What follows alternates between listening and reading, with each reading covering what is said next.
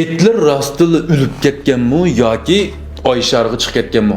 Bu mazmun sizlar ko'rganmi? Hollywoodda deb bir olamshunos bor ekan, buni xabarlarini men ko'rib baqdim. U mushu to'g'risida nurg'unlagan sirliq ma'lumotlarni, uchurlarni har xil taratqularda taqatgan. Biroq rost kelganligi albatta noma'lum. Endi ma rasmga sinchilab qarab yiqinglar. Sizlar burun ko'rganmi? Ma belgini dimsanmi? Tunudinglar qachon? Bu Oyshardan tortib olingan bir parcha surat. Bu surat oshkorlangandan keyin hatto ba'zilar o'zining o'tki teleskopni Oysharga to'g'rilab turib, mush manzarani haqiqatan ko'rganligini, bu yerga ma'lum bir xil bir uchar jismlik bir narsalarning kirib chiqayotgan, harakat qilayotganligini o'z ko'zi bilan ko'rganligini oshkorlagan. Lekin buning nisbatan endi 100%lik fakt yo'q.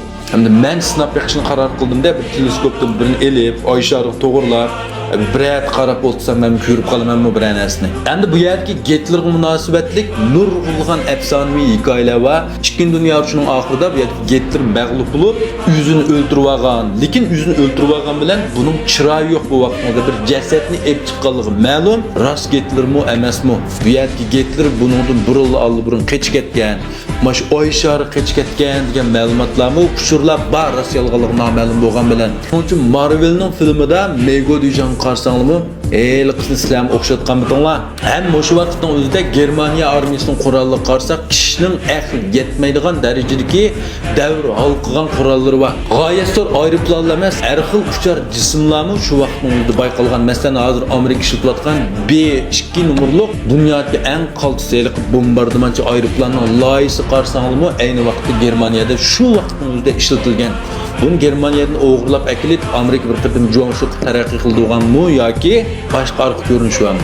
Endi men boshda o'tirib qo'ygan bu yerki Kodi degan bu olamshunos bir maxfiy tashkilotning, ya'ni 51-rayondagi ma'lum bir olam tashkilotining bir xodimi ekan. Buning o'zining aytishicha, bularning atrofida ayni vaqtda maxfiy bir plan qatnashgan, oy sharg'i chiqqan vaqtning o'zida mush Hitlerni haqiqatan ko'rgan shu yerda. Ham buningki bazasi oy sharg'i shu yerga borgan bular. Ham bu yerda yeni bir Lanyavrin ko'k qush odamlarni ko'rgan.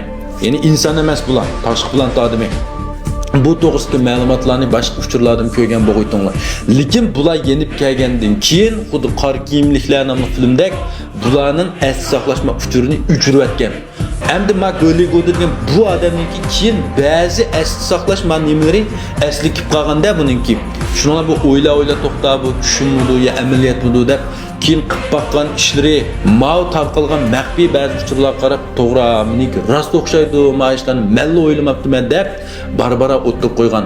Shuning bilan buni har xil media vositasi taklif qilib, naq maydon ziyorat qilib, har xil uchurlarni shu vaqtda o'zi so'rgan. Endi bu o'z vaqtida Oysharda borgan bu bazining haqiqiy o'rnini Oysharning nerede ekanligini aniq bilmaydiganligini, buni Oysharga chiqqan vaqtning o'zida bu bazining faqat bir qism imoratlarining bir qism qurilishlarining chiqqanligini, qolganlarning hammasini yer ostida maxfiy holatdagi bir bazi ekanligini aytgan. Endi bu gap rostmi, yolg'onmi noma'lum, balki bir qismlardir mizonli qilib o'ltirgan bo'lishinglar mumkin, lekin bundaq bir savol bor. 1969-yili Apollo 11-nomer tunji qatim odamlik olam aeroplanini oy sharg'i chiqardi. Lekin bundan keyin oy sharg'i odam dastlab baxmadi. Qarsak bu aralıktaki 43 yıldan artıq vaqt o'tib ketdi. Bizning tüpkül fan texnika, har xil energiya, mashinsozlik, binokorlik hammasi g'oyatdir darajada taraqqiy qildi. Unda nima uchun hozirgacha qayta chiqolmaymiz? 1969-yil chiqibdi-ku, hozir hamda texnika yetmay qolamdi oy sharg'i chiqishga. Yoki davomli chiqayotgan bo'lsa-mu bizga oshkorlanmadimi? Buningda zot qanday bir sir bor.